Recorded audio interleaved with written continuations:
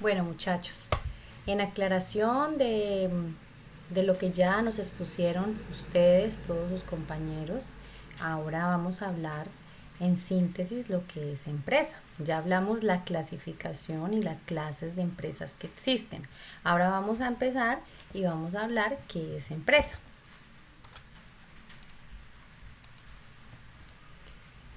Empresa es una unidad productiva formada por un número de personas, ¿sí? Pueden ser accionistas con el objetivo último de explotar al máximo una actividad económica determinada, ¿sí? Hay un sinfín de actividades económicas, tanto en intercambio de productos como venta de productos o venta de servicios, ¿cierto? Y según su naturaleza. Las empresas pueden tomar distintas formas que detallaremos en los siguientes puntos. Según el tamaño de la empresa, ¿sí? Resulta que es otro pilar fundamental a la hora de decidir el tipo de empresa definitivo el cual vamos a nosotros conformar. ¿Sí? Veamos las distintas clasificaciones según el tamaño que esta representa por el número de trabajadores principalmente. Tenemos las empresas micro, ¿sí? Que son aquellas empresas que tienen no mayor a 10 trabajadores en la planilla, incluyendo a la persona fundadora, o sea, al dueño de la empresa, ¿sí? Pueden llegar a ser organizaciones con potencial si se invierte en ellas, al considerarse ideas innovadoras con visión de futuro, ¿sí? No, obviamente uno inicia una empresa y por lo general las empresas cuando inician pues son empresas micro, ¿sí? En su mayoría.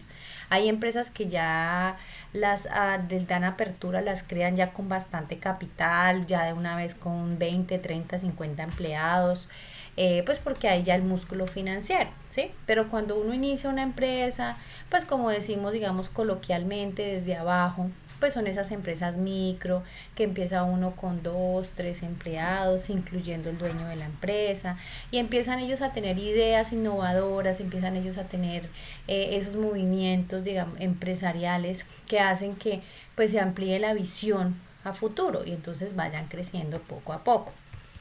Tenemos también las pequeñas empresas. ¿Cuáles son estas pequeñas empresas? Son los modelos más corrientes a la hora de constituir una entidad de este tipo, de todas las clasificaciones. Es la más común, ¿sí? Suele tener de entre 10 a 50 trabajadores. Empresa de carácter familiar, sobre todo, o de amistades de gran confianza que invierten un capital de sus propios recursos o ahorros. Por ejemplo, crean bares, restaurantes, boutique, eh, almacenes de calzado, tiendas, por ejemplo, de supermercados, almacenes de verdulería, cárnicos, bueno, en fin. O sea, son empresas que por lo general las conforman son las familias en su gran mayoría o amigos de mucha confianza. Entonces que se reúnen, nació una idea y empiezan a hacer realidad ese proyecto, ¿sí? Por lo general, esta es la más común, las pequeñas empresas. La empresa mediana, estas son las que llamamos las pymes, pequeñas y medianas empresas, esta es la sigla, pymes. Es la madre de todas las que conforman esta lista. Entran dentro de la etiqueta de las pymes, pequeñas y medianas empresas, que configuran gran parte de la economía de cualquier país, con un mínimo de 60 trabajadores y unos máximos que oscilan entre 300 y 400. Son estructuras sólidas y de gran éxito económico, ¿sí? Porque realmente una empresa que tenga entre 60 a 300 y 400 trabajadores es una empresa que tiene un músculo financiero bastante interesante, que tiene unas ventas bastante significativas, que tiene un buen, obviamente, comportamiento económico y mucho éxito. Aquí estamos con el papá de los papás. No, mentiras, aquí estamos hablando de las grandes empresas, ¿sí? Claramente la apuesta más arriesgada normalmente disponen de no menos de 300 empleados, una organización completa, estructurada y su objeto final es internacional el producto que se ofrece. O sea, el sector de lujo es un buen ejemplo de lo que es una gran empresa. Joyería, relojería, sector automoción, franquicia de restaurantes, etcétera. ¿Sí? O sea, son esas empresas grandes, grandes, grandes que tienen franquicias en, por ejemplo, una empresa nacional que tiene franquicias en varios departamentos, que manejan el tema de, por ejemplo, la joyería, que es un tema bastante, digamos, lo que costoso, ¿sí? Y que pues es un tema para un rango, para un nivel de personas un poquito alto. Ya tenemos la clasificación de las empresas según su capital, ¿sí? Por último, la procedencia del capital es un recurso habitual, ¿sí? Para clasificar las empresas, que son básicamente tres tipos. Vamos a verlos.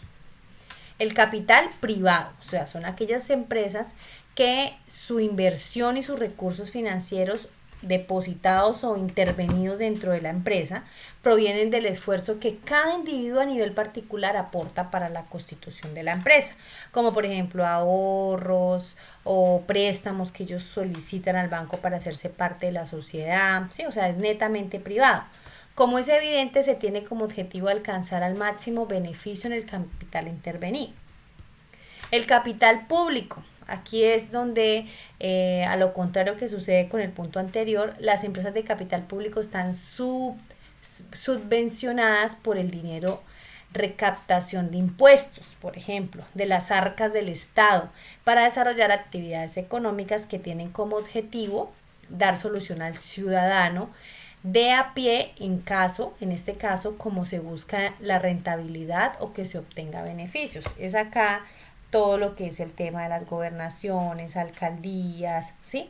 Acá es donde están todos esos recursos del sector público, donde se hacen contratos de arreglo de vías, de colegio, de escenarios deportivos, ¿sí? Aquí es donde está todo lo que es el capital público, o sea, del Estado. Y el capital mixto, aquí es donde se unen las dos anteriores.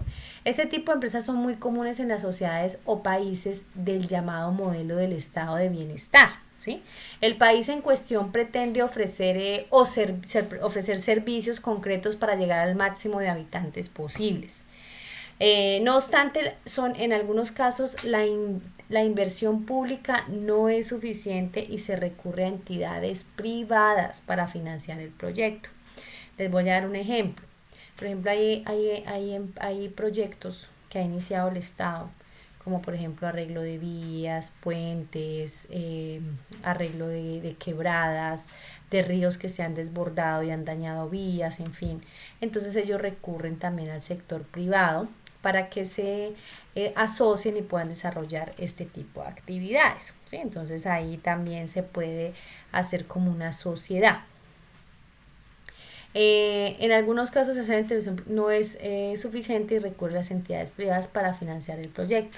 El sector sanitario, como por ejemplo hospitales públicos y de la docencia, o sea, universidades, se nutre mucho de este tipo de capitales. Muchachos, gracias por su atención. Muy fructífera también la exposición de ustedes. Los felicito, en su gran mayoría hicieron una muy buena exposición, aclaramos temas, entonces espero que haya sido de útil esta clase para hoy.